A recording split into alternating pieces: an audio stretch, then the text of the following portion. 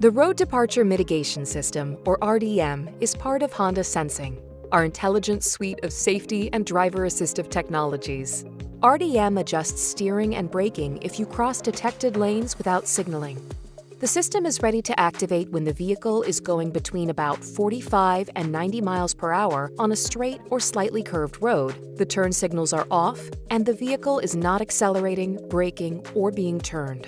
If your vehicle approaches any detected lane markings, the outer edge of the pavement bordered by grass, or gravel or oncoming vehicles when the turn signals haven't been engaged, a lane departure warning appears in the driver information interface. The system further assists with steering corrections while alerting you with rapid steering wheel vibrations. You can customize the operation of RDM while the vehicle is parked and the power on.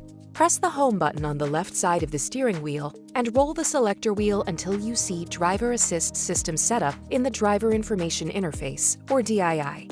Press the selector wheel in. Use the selector wheel to highlight your selection from these choices: Narrow, which activates RDM sooner; Normal, the default setting; Wide, which activates RDM later; and Warning Only, which issues alerts without operating the steering.